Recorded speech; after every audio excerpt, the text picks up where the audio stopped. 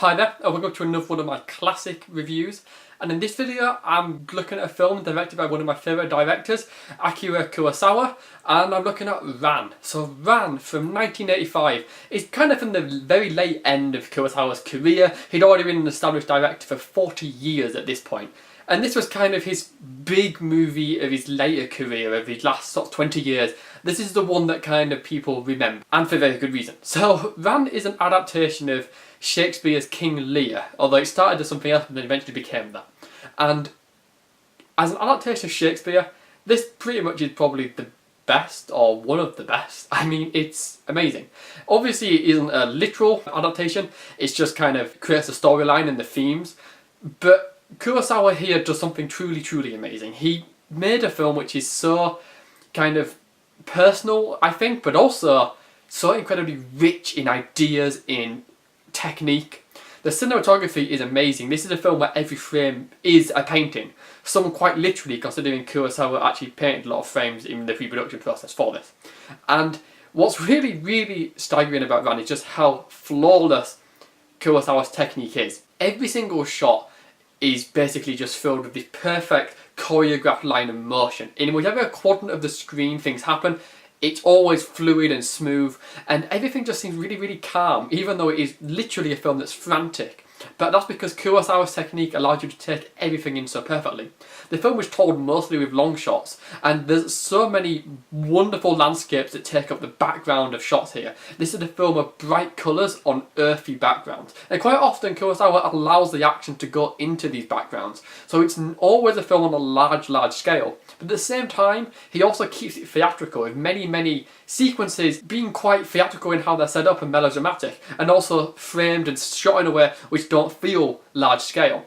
This is also kind of reflecting some of the acting, which is inspired by traditional Japanese no theatre. So Kurosawa uses these fantastic techniques to make this film that's theatrical and cinematic and all these things combined in this beautiful overarching style.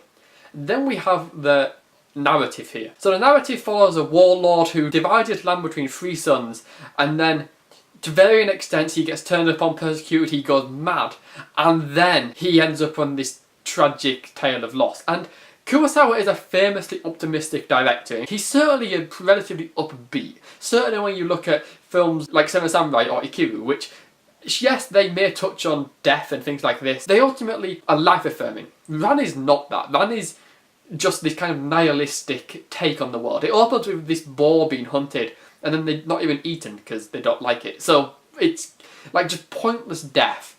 War is a constant in the film. It's about kind of the warring lands and how everyone is just left behind and destroyed by that. It's about foolishness, people who go to war on a whim. And it's about just how the world ultimately is pretty tragic for all these characters. In fact, the film, to some extent, is just kind of the most depressing Kurosawa ever got, because the whole film is steeped in this nihilistic despair and rampant distress. There's a really devout Buddhist character, and even she ends up beheaded. The film ends on this fantastic shot of a blind man stood near the very edge, and that kind of represents the film. It's about people who can't see clearly, who are about to fall into ruin, which is essentially what the entire film is.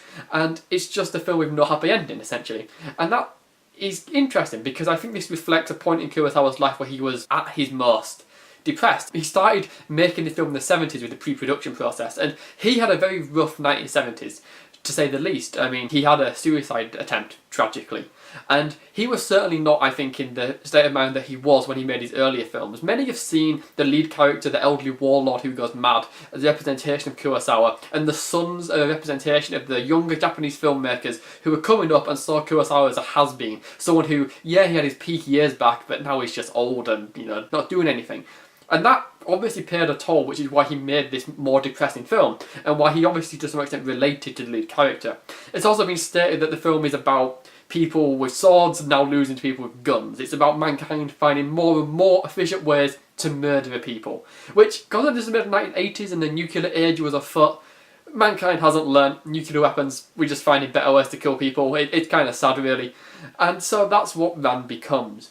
The characters in Ran are really interesting. Obviously the elderly warlord who's merciless but then becomes mad. The scene where his concubines and his servants and his soldiers are killed is played silently. It's just music of a massacre, body slumped over, blood painting the walls, and then he just descends the tower, now mad.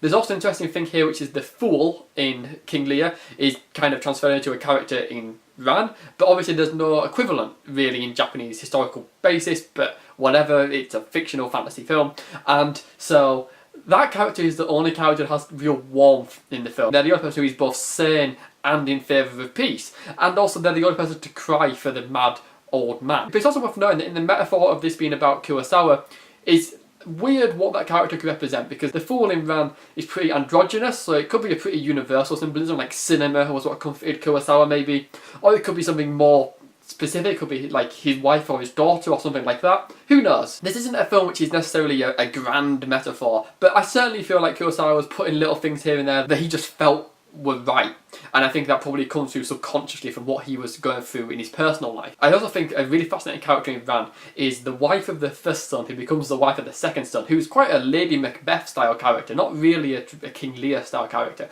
but what that character has is this really ruthless, bloodthirsty nature. She is controlling and conniving and shape-shifting, and she wants revenge on this family for having wronged her, the family she's married into, and even though she seems to lead the family to ruin, that's exactly what she wants, because she is the heart and soul of this film's evil in a way. Because she's kind of the most bitter and most openly nasty character in the film, and that opens a whole other kind of worms of quite what that represents as well. But also just whether it's just good storytelling. Because at the end of the day, all the analysis of Kurosawa's personal life, all the analysis of the technique, the way the focal plane is beyond the action, so all the depth kind of is in the abstract, is another fantastic technique. We could talk about the technique and the meaning all day long.